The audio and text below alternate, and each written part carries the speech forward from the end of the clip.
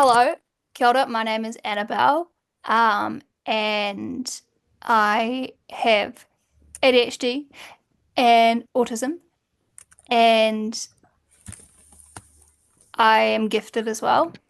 In terms of what works for me in communication, I think, again, as has been said before, it's the clear communication because when I'm expected to inference something. So say if someone points to something and says, well, this is your bag over here, I can usually tell that by the I can usually tell that they're wanting me to do something with that information, but I don't understand what.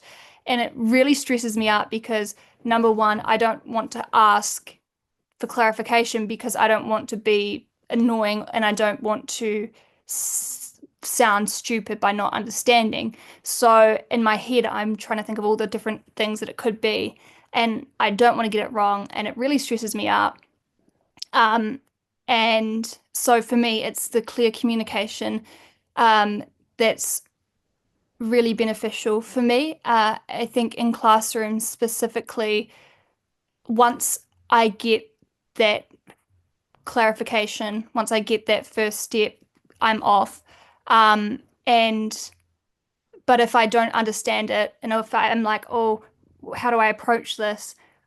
I don't want to ask because I don't want to seem stupid again.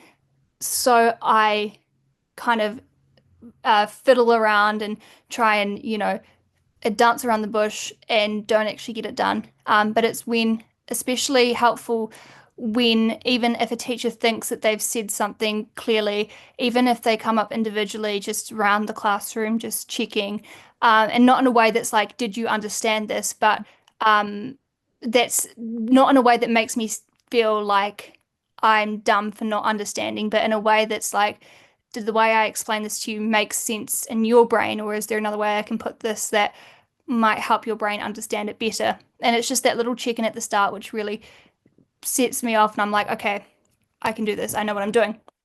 And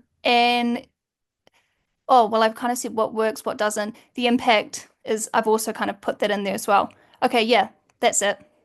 So, Is that good? yeah, fantastic. Tell us about, you said that lack of clarity in communication makes you feel stressed. What does feeling stressed look like for you? And like talk through the impact of that.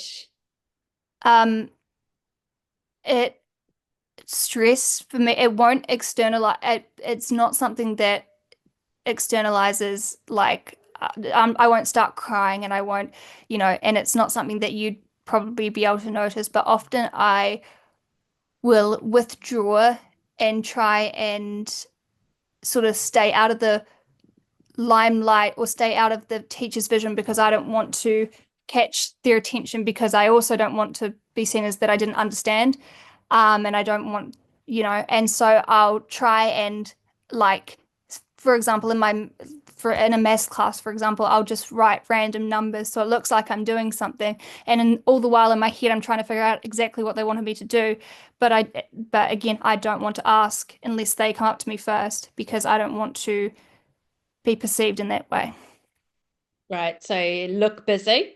I'll always look busy. I'll never, that's my biggest fear is not looking busy. So if I don't know what I'm doing, that's especially when I'll look very, very busy because again, I don't want to be caught out not knowing what to do. So, but I'll look busy, but I'll actually just, when you actually see what I'm doing, it's not. But often, teachers will go around and go, okay, they look like they're doing work. They look like they're doing work, but I'm Right. not. But you've actually withdrawn and you're still trying to figure out what the In heck my was. head, yeah. Yeah. Yeah. Yeah, and I'm going over and over, and I'm not really, especially if we're still continuing teaching. I'm gone. I'm just trying to sort it all out in my head. And again, often after that, say it's a project that's like going to go on for 2 weeks. Often that first class is one where they explain it, then they expect you to know it for the second. And then if I don't have it the first time, then I'm basically it's often the day before that the teacher will come up and check and go, "What have you done?" And I'll be like, and then it'll end in tears. Um, because again, I don't want to be perceived as not knowing something because I know that I know the information. I don't have a problem with the information. The problem is actually how am I going to correctly apply this because I don't entirely understand what you've just told me.